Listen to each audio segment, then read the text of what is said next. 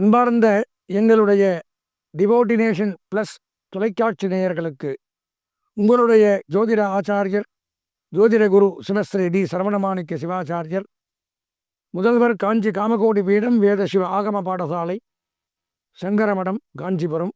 அவிட்டம், சதயம், பூரட்டாதி ஆகிய நட்சத்திரத்தில் பிறந்த கும்பராசி நேயர்களுக்கு இந்த புத்தாண்டு பலாபலன்கள் அப்படிங்கிற தலைப்பில் கும்பராசிக்கு இந்த 2025ஆம் ஆண்டு 2025 ஆண்டு பிறக்குது. கடந்த வருடம்லாம் பார்த்தோம்னா கும்பராசி பாவம் ரொம்ப சிரமம். ஜென்மச்சனி, சனி ராசியிலே உட்காந்துருக்கார், ராகு 2ல் இருக்கார், குரு 3ல், கேது 7ல், இப்படி 4 கிரகமே சரியில்லாமல் தட்டு தடுமாறிண்டு எப்படா எதை தொட்டாலும் செலவு, மருத்துவ செலவு, அசிங்கம், கேவலம், அவமானம், சங்கடங்கள், இப்படியெல்லாம் பலவித இன்னல்களில் இருக்கக்கூடிய ராசி கும்பராசி. கடந்த ஆண்டு தான் அவ்வளோ இதுபட்டமே, வேதனைப்பட்டமே, இந்த ஆண்டுனாச்சும் நமக்கு தீர்வு வராதான்னு பல பேர் எதிர்பார்த்துட்டு இருப்பீங்க. இந்த ஆண்டு என்ன பண்ணுது அப்படிங்கிறத பார்ப்போம். இந்த ஆண்டு அப்படின்னு எடுத்துட்டால் லக்னத்திலேயே உங்கள் ராசியிலேயே பார்த்தால் சுக்கிரன் சனி சேர்க்கை, ஜென்மச்சனி இருக்குது. இருந்தாலும் இந்த ஆண்டு அதனுடைய வீரியங்கள் குறையும். கூட சுக்கிரன் இருக்கிறதுனால பொருளாதார அமைப்புங்கிறது உயரும். கடன் வாங்க மாட்டீங்க இனிமேல். நீங்களே ஒரு கங்கணம் கட்டிக்குவீங்க, கடன் வாங்கக்கூடாது என்ன ஆனாலும் சரி அப்படின்னு.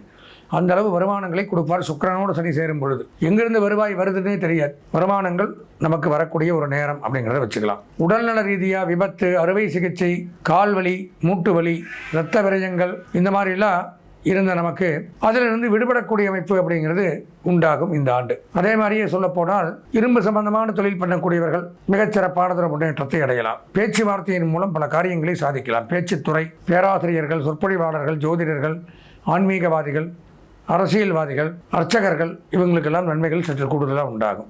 கும்பராசிக்கு இருந்து வந்த நோய் நிவர்த்தியாகும். கஷ்டங்கள், மனக்கவலைகள், சங்கடங்கள், வியாகுலங்கள் நிவர்த்தியாகும். உங்களுக்கே புரியும் ஏன் இந்த வார்த்தையெல்லாம் சொல்கிறேன்னா, இந்த மாதிரி இருந்துன்னு இருக்கீங்க, அதிலிருந்து வெளியில் வரலாம். பிரிந்த தம்பதிகள் ஒன்று சேருவார்கள். கணவன் மனைவிகள் கருத்து வேறாட பிரிந்திருந்தால் ஒன்று சேரக்கூடிய அமைப்பையும் கொடுக்குறார்.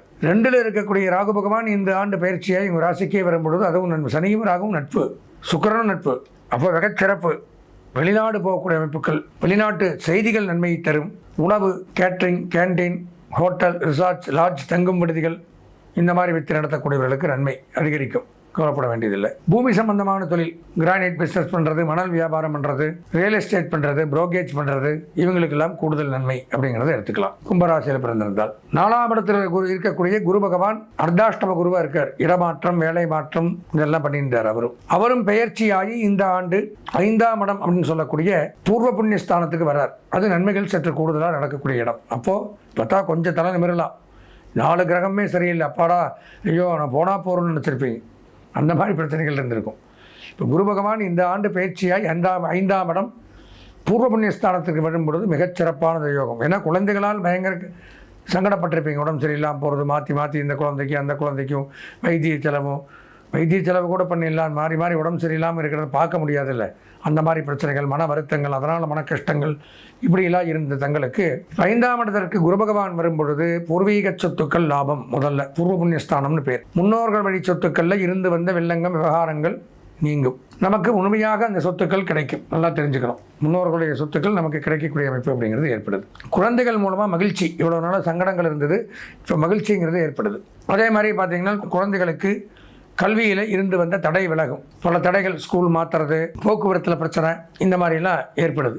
அதெல்லாம் விலகி குழந்தைகள் மூலமாக நீங்கள் இப்போ தான் அவனை ஒரு செட்டில்மெண்ட் பண்ணி நல்லபடியாக ஒரு செட்டாக இருக்கு அப்பாடான்னு உட்கார்ற அமைப்பு ஏற்படும். சில பேர் அசையாத சொத்துக்கள் வாங்கலாம். நிலப்புலன்கள், விவசாய நிலங்கள், வீடு, மனை, இந்த கிரவுண்டு, தோட்டங்கள், இந்த மாதிரிலாம் வாங்கக்கூடிய அமைப்பு அப்படிங்கிறதும் ஏற்படுது. 5ஆம் இடத்துல குரு வரும்பொழுது திருமணம் கைகூடும். கண்டிப்பாக அவசியம். தடைபட்டு வந்த திருமணங்கள் நிச்சயிக்கப்படும். குழந்தை இல்லாத தம்பதிகளுக்கும் குழந்தை பாக்கியம் உண்டாகும். வீட்டில் சுப நிகழ்ச்சிகள் நடத்தலாம். சுப நிகழ்ச்சினா வீட்டில் கல்யாணம், காதுகுத்து, 60ஆம் கல்யாணம், இந்த மாதிரி ஏதோ ஒரு நிகழ்ச்சிகள் நடத்தி நம்ம தலைமையில், நம்ம செலவில் நடக்கக்கூடிய அமைப்பை ஏற்படுத்துவார் குரு பகவான். அதே மாதிரி எலக்ட்ரானிக், மின்சாதன பொருட்கள், அழகு சாதன பொருட்கள், ஹார்ட்வேர்ஸ், பெயிண்ட்டு, இரும்பு, செங்கல், மணல், சிமெண்ட், ஜெல்லி, இந்த மாதிரி வியாபாரிகளுக்கெல்லாம் பெரும் செல்வம் அப்படிங்கிறத ஏற்படுத்துவார். கட்டட உதிரி பாகங்கள், வாகன உதிரி பாகங்கள், இதெல்லாம் வியாபாரம் பண்ணுறவங்க, மெஷினரிஸ் வியாபாரம் பண்ணக்கூடியவர்கள், அதே மாதிரி பார்த்திங்கன்னா எலக்ட்ரிக் உபகரணங்கள், இந்த கணினிக்குள்ளே வர்றது, செல்ஃபோனில் வர்றது, இந்த மாதிரி அதெல்லாம் வியாபாரம் பண்ணக்கூடியவர்கள், தயாரிப்பவர்கள், அவங்களுக்கெல்லாம் மிகச்சிறப்பானது யோகம் அப்படிங்கிறது இந்த ஆண்டு உண்டாகுது. கவலைப்பட வேண்டாம். ராசிக்கு 8ஆம் இடத்துல செவ்வாய் சஞ்சரிக்கிறார். 6ஆம் இடத்துல. அப்போ ரணரோக சத்ருஸ்தானம். ரிணம், ரோகம், சத்ரு, எதிரி எல்லாம் மறைவார்கள்.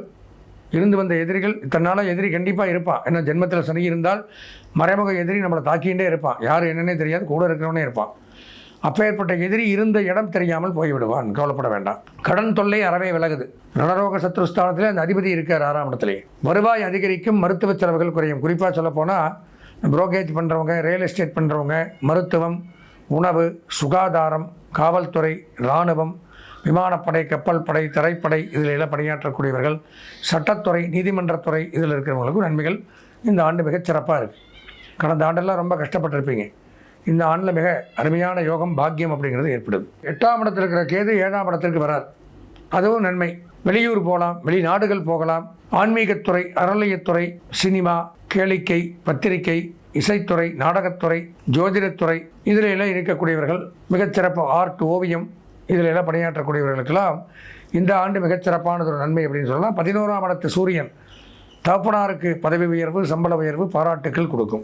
அரசாங்க வேலைவாய்ப்புகள் கிடைக்கும். அரசியலில் பெரிய ஒரு தலைவராகலாம், சாதிக்கலாம். இந்த மாதிரி பலவிதமான நன்மைகள். 10ஆம் இடத்துல புதன், கல்வி பயிலக்கூடிய மாணவர்கள், கல்வித்துறை சிறந்து விளங்கும். மற்ற துறை, எந்த துறை, தனியார் துறையில் என்ன டிபார்ட்மெண்ட்டாக இருந்தாலும் பணியாற்றுவர்களுக்கு மிகச் சிறப்பானது யோகம் அப்படிங்கிறத எடுத்துக்கலாம். கும்பராசி அப்படின்னு பார்த்தோம்னா பொதுவாக 2025ஆம் ஆண்டு பலன்கள் கடந்த ஆண்டை விட மிக மிக அதிகமான நன்மைகளை தரக்கூடிய விதமாக தான் இருக்குது. கடந்த ஆண்டு பாவம் 30% கூட நன்மைகள் சொல்கிறதுக்கு இல்லை. இந்த ஆண்டு பார்த்தோம்னா உங்களுக்கு 85% நன்மைகள் அப்படிங்கிறத எடுத்துக்கலாம். அதில் கல்வி பயிலக்கூடிய மாணவர்களுக்கு 90% நன்மைகள். கலைத்துறை, அரசியல்வாதிகள், பெண்களுக்கு 95% நன்மைகள். சுயதொழில், உத்தியோகம், வியாபாரம், விவசாயம், மற்ற இதர தொழில் பண்ணுறவங்களுக்கு 85% நன்மைகள் ஏற்படக்கூடிய ஒரு நல்ல ஆண்டாகத்தான் இந்த ஆண்டு கும்பராசிக்கு விளங்குது. நாம் இது வரைக்கும் இந்த பொதுவான கோச்சார பலாபலன்கள் அப்படிங்கிறத வச்சு தான் இந்த பலாபலன்கள் சொல்ல முடியும். யூடியூப்பில், இந்த சேனலில் டிவோட்டினேஷன் ப்ளஸ் தொலைக்காட்சி இதில் எல்லாம் நம்ம நிறைய நிகழ்ச்சிகள், ஆன்மீக நிகழ்ச்சிகள் நாம் பண்ணிட்டு வரோம். பார்க்குறீங்க நீங்களுமே. கோச்சார ரீதியான பொதுவான பலன்கள், குரு பயிற்சி, சனி பயிற்சி, வக்கர பயிற்சி, புத்தாண்டு பலன்கள், இது மாதிரி நிறைய ஜோதிட சம்மந்தமாக, ஆன்மீக சம்மந்தமாக பார்க்குறோம். இதை பார்க்கறது அப்படிங்கிறது பொதுவான ஒரு விஷயம்தான். பொதுவான பலன்கள் 10ஓட 11 தான் பார்க்குறோம். நம்மளுடைய சொந்த ஜாதக கட்டங்களில் என்ன கிரகங்கள் வீக்காக இருக்குது, எந்த கிரகங்கள் நல்லா இருக்குது. 9 கிரகங்கள், 8 கிரகங்கள் நல்லா இருந்தும் ஒரே ஒரு கிரகம் சரியில்லை அப்படின்னா இந்த 8 கிரகத்தினுடைய நல்ல பலாபலன்களும் வீணாக போயிடும். எனவே இந்த ஜாதகம் அப்படிங்கிறது நாம் கேட்டு வாங்கிட்டு வர்றதில்லை, இறைவனாக பார்த்து கொடுக்கறது. அப்பேற்பட்ட ஜாதகத்தில் நமக்கு இருக்கக்கூடிய கெட்ட பலாபலன்கள் என்னென்ன, நல்ல பலாபலன்கள் என்னென்ன அப்படிங்கிறது எப்படி தெரிஞ்சுக்க முடியும்? ஜாதகம் அவசியம் ஒரு தடவை பார்த்தா தான் தெரிஞ்சுக்க முடியும். நாங்கள்லாம் பாரம்பரியமாக எனக்கு தெரிந்து ஒரு 21 தலைமுறையாக நாங்கள் இந்த ஜாதகம் பார்த்துருக்கோம். தாத்தா, அப்பா, உப்பாட்டனார் இப்படிலாம் அதனுடைய ஜாதிட அரிச்சுவடி நூல்கள், இந்த மாதிரி சித்தர்கள் இவங்களாம் எழுதி வைத்துட்டு போன நூல்கள் அடிப்படையில் தான் பலன்களை சொல்கிறோம். அதை வச்சு தான் ஜாதகம் பார்த்து பலன்கள் சொல்கிறோம். அதனால் இந்த ஜாதகத்தை முழுமையாக பார்த்தால் மட்டும்தான் நமக்கு இண்டிவிஜுவல் பலாபலன்கள் நமக்கு மட்டும் எப்படி இருக்கும். இப்போ கன்னிராசின்னு எடுத்தால் கன்னிராசியில் பல கோடி பேர் இருப்பான் உலகத்தில். எல்லாத்துக்கும் பொதுவான பலன்கள் நமக்கு சூட் ஆகாது. நமக்குன்னு தனியாக இருக்கக்கூடிய சொந்த ஜாதகத்தை பார்த்தால் மட்டும்தான் முழுக்க முழுக்க தெரிந்து கொண்டு அதற்குண்டான தீர்வுகளை காண முடியும், பிரச்சனைகளை களைய முடியும். எனவே அவசியம் தாங்கள் சொந்த ஜாதகம் பார்த்து முழு பலாபலன்களையும் தெரிந்து கொண்டு இருக்கக்கூடிய இன்னல்களிலிருந்து வெளிவரணும். அதற்கு என்ன பண்ணணும் அப்படின்னா, எங்களுடைய தொலைபேசி எண்ணான 983837098650 இந்த எண்ணிற்கு தாராளமாக நீங்கள் தொடர்பு கொண்டு உங்களுடைய சொந்த ஜாதகத்தை பார்த்து முழு விவரங்களையும் பார்த்து எல்லா பலன்களையும் தெரிந்து கொண்டு சகல தோஷங்களிலிருந்து விடுபட்டு வாழ்வாங்கு வாழ இறைவனை பிரார்த்தித்து விடைபெறுகிறேன். நன்றி, வணக்கம்.